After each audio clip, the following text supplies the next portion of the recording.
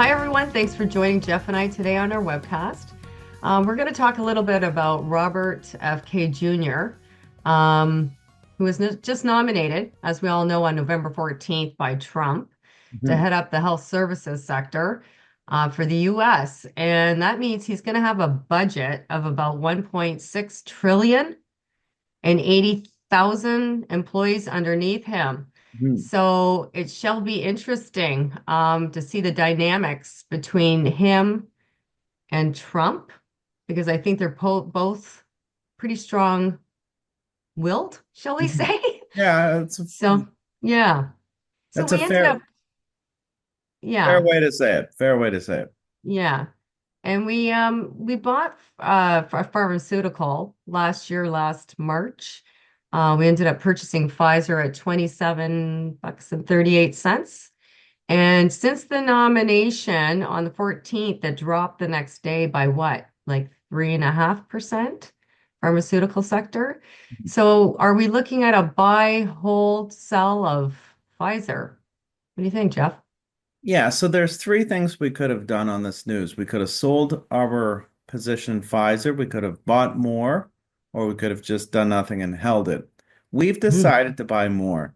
And there's two reasons why we say that. If you go back to 1932, FDR won the presidency through radio. Fast forward to 1960, JFK won it through television. RFK Hmm. Jr. thought he would be propelled into the Oval Office through long form podcasts. Hmm. While it wasn't meant to be, all of the interviews between RFK Jr. and other people are now on YouTube, and we've watched a bunch of them. We have. We've watched his opinions, we've listened to we've made assessments on his character, and I really don't think this guy could get pushed around very easily. He's Right. very well educated. He went to Harvard, he's got a law degree, went to the London School of Economics, and he's a Hmm. Kennedy, so he's got more money than Hmm. he needs. Right.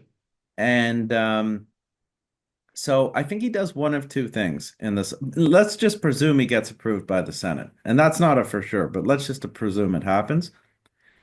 He can be he cannot be a change agent and just maintain the status quo.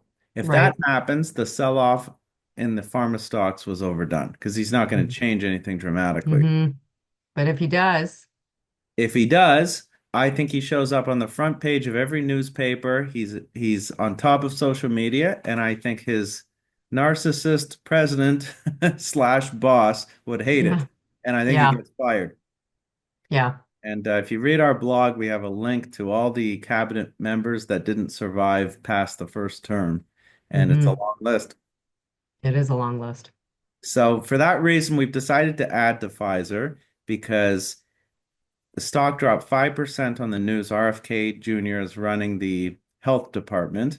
And we think A, he doesn't make big changes, or Hmm. B, he tries to make big changes, but because of the publicity, Trump fires him. And so he Right. doesn't last a year. Okay, so there's also a couple things too about Pfizer in particular of what we're attracted to. Like the yield is healthy, right? Oh yeah. At what, about 6.5%? Yeah, that's a great yield. It's six and a Mm-hmm. half percent. And when we bought it back in March, we liked that, but we also like the fact that they're pivoting to oncology, away from the COVID Right. vaccines towards oncology. And every quarter since we've bought it, they've beat our expectations. And in the last couple quarters, they've raised their forward-looking profit guidance. So they're on the right track. They've got a activist behind them who's Mhm.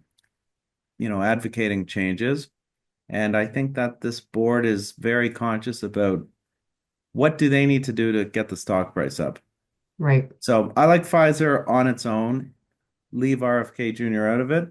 Hmm. And right now it's $25.65 at the time we're recording this. I think this is an easy $35 stock in a couple of years. Yeah. So All right. so we're buying more for clients who have cash. And I think this is a great buying opportunity for Pfizer. Yeah, great. Okay, Sonny, have a good night. Thanks. Yeah, Thank you you. too. Okay, bye.